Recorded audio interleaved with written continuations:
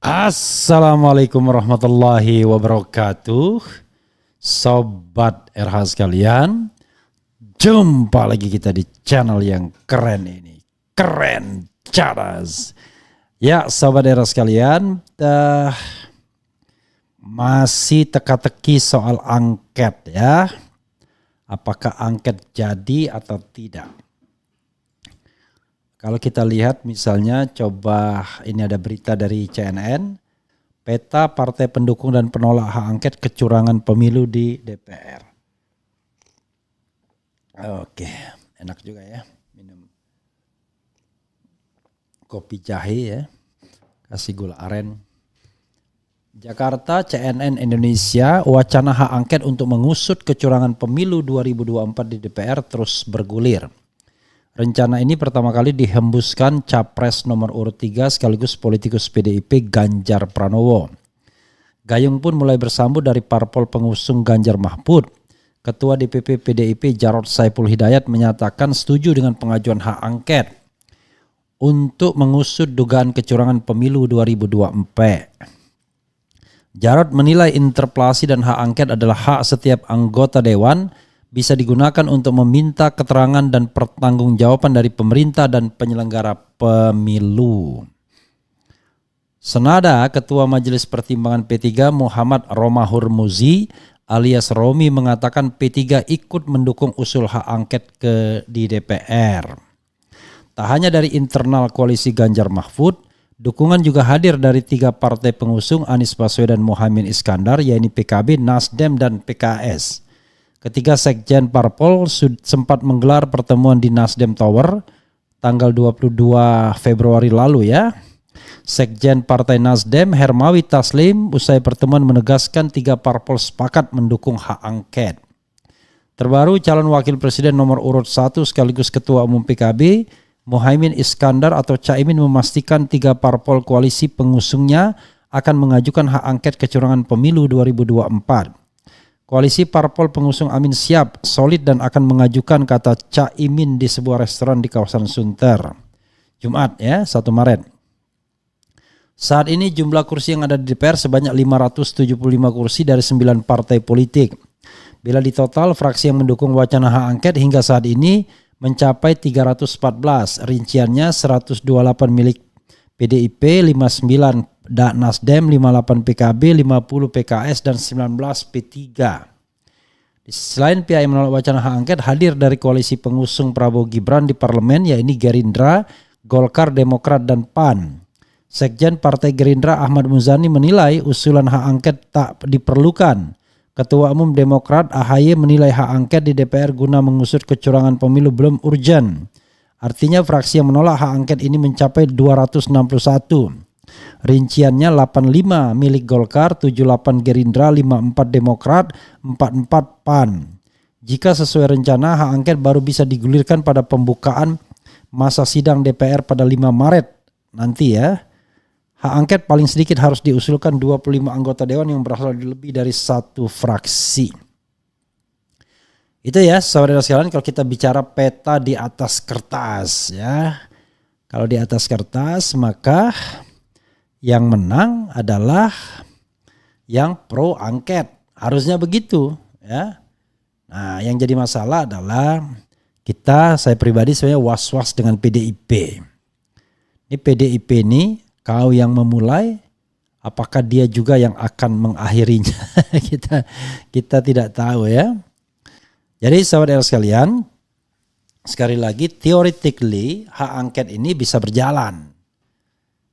Kalau seandainya partai-partainya komit. Tetapi kalau partainya tidak komit, na'udzubillah min zalik ya. Jadi sudah di atas kertas. Nah sekarang kita tahu bahwa kubu 02, kubu pemerintah itu sedang bergerilya untuk mengumpulkan, menolak hak angket. Mengumpulkan juga pakar-pakar hukum tata negara yang menolak hak angket ya. Mulai dari Yusril Iza Mahendra, Jimli As-Sidiki, Margarito Kamis, what else? Siapa lagi yang kemudian mau dukung pemerintah ya? Mau dukung bahwa hak angket tidak perlu. Kita tahu bahwa DPR sering masuk angin, yaitu fenomena DPR. Kita tidak bisa berharap banyak. Tapi sama seperti kita berharap dengan MK, walaupun kita tidak percaya dengan MK dan kita tidak percaya dengan DPR, ya tetap saja kita membutuhkan mekanisme itu. Karena itulah mekanisme konstitusional yang disediakan oleh Undang-Undang Dasar 1945. Ya, selain parlemen jalanan, kan tidak mungkin kita kemudian sekedar mengandalkan parlemen jalanan. Tetap ada institusi yang diberi kewenangan untuk memutuskan. Nah, hak angket ya mau kita suka tidak suka dengan DPR, ya yang memutuskan hak angket itu adalah ya DPR sendiri. Ya, dengan 25 anggota nanti dibentuk panitia angket 30 orang, bekerja selama 60 hari, untung bisa lebih cepat, dan nanti akan membuktikan bahwa kecurangan memang terjadi.